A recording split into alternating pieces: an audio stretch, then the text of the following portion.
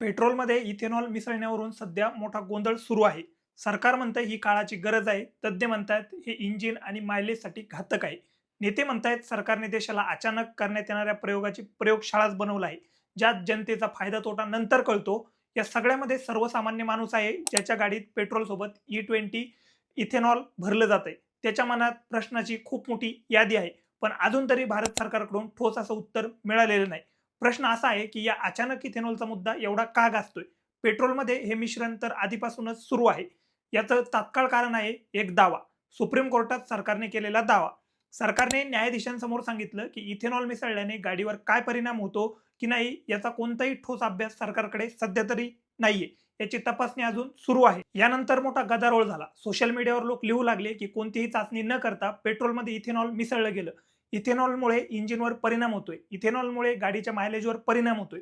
कोणी केंद्रीय वाहतूक मंत्री गडकरींना घेरलं, कोणी पेट्रोलियम मंत्री हरदीप पुरींना घेरलं, तर कोणी म्हटलं की साखर लॉबीच्या दबावाखाली उसाचा रस पेट्रोलमध्ये मिसळला जातोय. जेवढी तोंड तेवढ्या गोष्टी.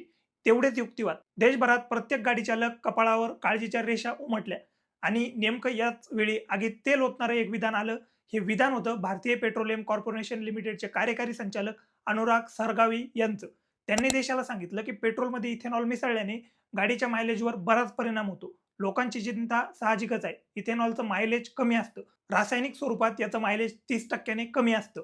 आता इथेनॉलबद्दल आधीच शंका कुशंका असलेल्या लोकांना असा दारुगोळा मिळाला की चहूबाजूने टीका सुरू झाली. डिजिटल स्पेस, इंटरनेटचं जग आणि एकापेक्षा एक आरोप. आरोपांचा धूर विरळत झाल्यावर भारताच्या अटर्नी जनरलचं एक विधान समोर आलं. तुम्ही म्हणाल हे कसं शक्य? तर असं आहे की इथेनॉलची चाचणी नसल्याबद्दल जे सरकारचं विधान व्हायरल होत आहे ते सुप्रीम कोर्टात याच अटर्नी जनरलच्या हवाल्याने सांगितलं गेलं होतं. अटर्नी जनरल कार्यालयाने देशाला जे सांगितलं तेही ऐका. कोर्टात E20 कार्यक्रम म्हणजेच पेट्रोलमध्ये 20% इथेनॉल मिश्रण याला कुठलाही प्रयोग किंवा एक्सपेरिमेंट म्हटलेलं नाही. उलट सरकारने स्पष्ट केलं की इथेनॉल मिश्रण हा एक ठाम धोरणात्मक निर्णय आहे, जो पूर्णपणे सुरक्षित आणि ग्राहकांसाठी अनुकूल आहे. याचा अर्थ सरकार म्हणतंय की इथेनॉल मिसळण्याची प्रक्रिया पूर्णपणे निर्दोष आहे. यात कोणतीही उणीव नाही. पण इथेनॉलमुळे इंजिनवर काय परिणाम होतो, मायलेजवर काय परिणाम होतो हे मात्र सांगितलं गेलं नाही. लोक इतके गोंधळले होते की अटर्नी जनरलचं हे म्हणणं जणू त्यांनी ऐकलंच नाही. देशभर ही चर्चा जोरात सुरू झाली की सरकारने कोणतीही चाचणी न करता इथेनॉल मिसळण्याचा निर्णय घेतला. सरकारला हे लक्षात आलं आणि मग सरकारने पेट्रोलियम मंत्र्यांना आघाडीवर पाठवलं. हरदीप पुरी देशासमोर आले. एकामागोमाग एक प्रत्येक प्रश्नाचं उत्तर त्यांनी दिलं. इथेनॉलचं कौतुक केलं. पण या नाजूक क्षणीही त्यांच्या तोंडून अशी एक गोष्ट निघाली जी इथेनॉल विरोधी गटासाठी एक नवं हत्यार Why it's now well established that when you have ethanol, they use it in racing cars also. The acceleration increases. What is that thing called? The knocking. That improves. Mileage, yes, it may drop a little, but it may drop a little. Mileage can drop a little because of various things. मंत्र्यांचं बोलणं तुम्ही नीट ऐकलं असेल तर त्यांनी इथेनॉलचा उल्लेख अगदी racing कारपर्यंत नेला. मग तेलाच्या नॉकिंग नंबर बद्दलही सांगितलं. पण जेव्हा विषय मायलेजवर आला तेव्हा हे काय म्हणाले, मायलेजवर थोडासा परिणाम होतो, अगदी थोडासा. मग त्यांनी विषय बदलला आणि म्हणाले याची इतरही अनेक कारणं असू शकतात. यानंतर देशातल्या लोकांनी विचारायला सुरुवात केली, सामान्य माणसांची गाडी ही कायम सरकारच्या प्रयोगशाळेचा भाग बनणारी लॅब आहे का? सरकार, मंत्री, कोर्ट, अटर्नी जनरल, तज्ज्ञ, त्रस्त गाडी मालक या सगळ्यांच्या विधानामुळे या मुद्द्यात अनेक गल्ल्याबोळ तयार झाले. लोक स्वतः प्रयोग करून सांगू लागले की इथेनॉलमुळे त्यांची गाडी कशी खराब झाली. यात अनेक नेते आहेत, काही स्वतःला तज्ज्ञ म्हणवतात. एक चीफ टेक्निशियन म्हणाले की माझ्या गाडीत नेमकी काय समस्या आली, 80% इथेनॉल आहे. गाडी सुरू करा, गाडी सुरूच होत नाही. सुरू झाली तर रेस दाबता येत नाही आणि रेस दाबली तर गाडी बंद पडते. सर्व्हिस स्टेशनला फोन केला तेव्हा तिथून सांगितलं की सध्या ही मोठी एक अडचण येते जेव्हापासून इथेनॉल पेट्रोलमध्ये मिसळलं आहे. जेव्हापासून सरकारने इथेनॉल पेट्रोलमध्ये आणलं आहे तेव्हापासून इथेनॉल बिल्डिंगमुळे टाकी चोक होण्याच्या तक्रारी येत आहेत. सोशल मीडियावरही अशा व्हिडिओंचा महापूर आहे. लोक कुठे तक्रार करत आहेत, कुठे शंका व्यक्त करत आहेत की आपली गाडी, बाईक किंवा स्कूटीला नेमकं काय होतंय. या सगळ्या व्हिडिओमध्ये आणखी एक गोष्ट खास आहे. मोठ्या संख्येने लोक रस्ते वाहतूक मंत्री नितीन गडकरींना दोष देत आहेत. गडकरी हे E20 पेट्रोलचे सर्वात मोठे समर्थक मानले जातात. त्यांनी जून 2026 मध्ये अधिकृतपणे देशात 100% इथेनॉल इंधनाचे नियम व त्यावर कायदेशीर मान्यता देणाऱ्या फाईलवर त्यांनी सही केली. ते म्हणाले होते की येत्या काळात भारताने पेट्रोलमध्ये 100% इथेनॉल मिसळण्याचं आणि फ्लेक्स फ्यूल गाड्या पूर्णपणे स्वीकारण्याचं लक्ष ठेवलं पाहिजे. नितीन गडकरींनी वेळोवेळी जाहीरपणे सांगितलं की इथेनॉलमुळे गाड्यांचं नुकसान होत असल्याच्या बातम्या चुकीच्या आहेत. गाड्यांचं इंजिन खराब होतं किंवा इथेनॉल निकृष्ट असणं या शंकांना त्यांनी खोटा प्रचार म्हटलं. एका मीडिया हाऊसशी बोलताना ते असेही म्हणाले की कच्च्या तेलाच्या आयातीतून करोडो रुपयांचा फायदा उखळणारी मोठी लॉबी या धोरणाविरोधात दुष्प्रचार पसरवत आहे. गडकरी पेट्रोलियम लॉबींना दोष देतात. तरी एक गट असाही आहे जो म्हणतो की इथेनॉल हे साखर लॉबीचा फायदा पोहोचवण्यासाठीचा एक प्रयत्न आहे. तुम्हाला माहिती आहे का, ज्या ऊसापासून साखर बनते त्याच ऊसापासून इथेनॉलही बनतं, म्हणून साखर लॉबीचा उल्लेख होतो. आता इथेनॉल बाबत सरकारची तयारी काय आहे ते बघूया.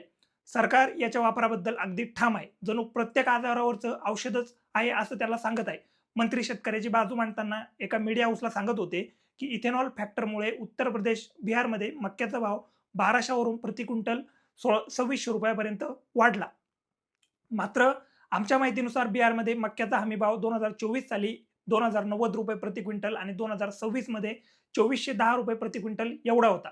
मंत्री म्हणतात की टोयोटा, सुझुकी, मारुती आणि हुंडाई यासारख्या कार कंपन्या तसंच टू व्हीलर कंपन्या लवकरच अशी मॉडेल मोठ्या प्रमाणात बाजारात आणणार आहे की जी पूर्णपणे इथेनॉलवर चालू शकतील. पण हेही सांगायला हवं की सरकार E85 म्हणजेच 85% इथेनॉल मिश्रणाचं धोरण आणि इथेनॉलवरचा 18% GST कमी करण्याचा प्रयत्न करत आहे.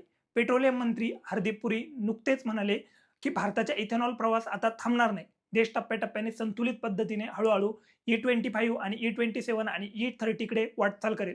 पेट्रोलियम मंत्र्यांनी हेही सांगितलं की इथेनॉलच्या वापरामुळे देशाला काय फायदा होतोय. हरदीप पुरींच्या मते गेल्या 11 वर्षात इथेनॉल खरेदीमुळे शेतकऱ्यांना 12,21,000 कोटी रुपयांचं उत्पन्न झाली. देशाची गोष्ट. कच्च्या तेलाच्या प्रश्न येऊ शकतो की इथेनॉल मिसळणं फक्त भारतात चालू आहे का? घट झाली. तर असं अजिबात नाही. 24,000 कोटी रुपयांचं परकीय सुरू होतो, पण ब्राझीलमध्ये E27 मॉडेल सक्तीचं आहे आणि पेट्रोल पंपावर 100% इथेनॉलचा पर्यायही उपलब्ध असतो. अमेरिकेतल्या पेट्रोलमध्ये 10% इथेनॉल मिसळलेलं असतं. Canada, France, Thailand, Britain, Australia, चीन, जपानसह अनेक देशांमध्ये वेगवेगळ्या प्रमाणात इथेनॉल मिसळलं जातं.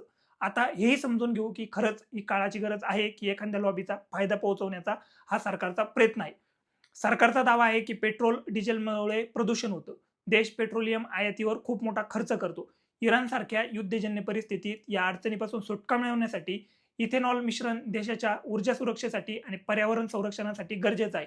शिवाय आपल्या शेतकरी बांधवांसाठी फायदेशीर आहे. पण खरं चित्र फक्त एवढंच आहे का? पर्यावरणाबाबत असं म्हणता येईल की इथेनॉलमध्ये ऑक्सिजन असतो, त्यामुळे कार्बन मोनॉक्साईड आणि हायड्रोकार्बन उत्सर्जन कमी होतं. नीती आयोगाच्या रोडमॅप अहवालानुसार 20% इथेनॉल मिश्रणामुळे दुचाकीमध्ये सुमारे 50% आणि चारचाकीमध्ये सुमारे 30% पर्यंत कार्बन मोनॉक्साईड उत्सर्जन कमी होतं. पण मग प्रश्न इथेच अडकतो, हे इथेनॉल बनतं तरी कसं? याचं उत्पादन प्रदूषणमुक्त आहे का? भारतात बहुतांश इथेनॉल ऊसापासूनच तयार होतं आणि ऊस हे प्रचंड पाणी पिणारं पीक आहे. 1 लिटर इथेनॉल मागे साधारण 8 ते 10,000 लिटर पाणी खर्च होतं. महाराष्ट्र आणि उत्तर प्रदेश सारख्या राज्यासाठी हे हानिकारक आहे, कारण जिथे अगोदरच भूजल पातळी आधीच घटते आणि इथेनॉलच्या नादात ऊसाचं उत्पादन आणखी वाढेल. अर्थात याविरुद्ध युक्तिवाद असाही केला जातो की या पट्ट्यात ऊसाचं उत्पादन आधीपासूनच होतं. आता त्यातून आणखी उत्पादन निघतं. शिवाय इथेनॉल तयार करण्याच्या प्रक्रियेतही पेट्रोलियमचा वापर होतो आणि ऊसाच्या शेतीत खतही वापरली जातात, ज्यामुळे पर्यावरण संरक्षणाचा दावा शेवटी फिरून प्रदूषणाच्या एकूण निर्देशांकावरच येऊन थांबतो. पण जेव्हा जेव्हा एखादी गाडी रस्त्यावर अचानक बंद पडते तेव्हा हाच प्रश्न पुन्हा उभा राहतो, याच्यावर सरकारकडे काही कायमस्वरूपी उपाय आहे का? आणि असेल तर देशाला याबद्दल आतापर्यंत का सांगितलं गेलं नाही? हा जर गैरसमजाचा कचरा असेल तर तो साफ करणं ही सरकारची जबाबदारी आहे. आणि होय, आणि हे जर योग्य इंधन असेल तर तेही स्पष्टपणे सांगणं ही सरकारची जबाबदारी आहे. सरकार विश्वासावर चालतं आणि विश्वास हा भरोशातून येतो. तर आजच्या व्हिडिओमध्ये एवढंच. तुम्हाला ही माहिती कशी वाटली कमेंट करून नक्की सांगा आणि आपल्या इथेनॉल ब्लेंडिंगच्या या निर्णयावर आपलं मत आणि प्रतिक्रिया कमेंट बॉक्समध्ये लिहून नक्की कळवा.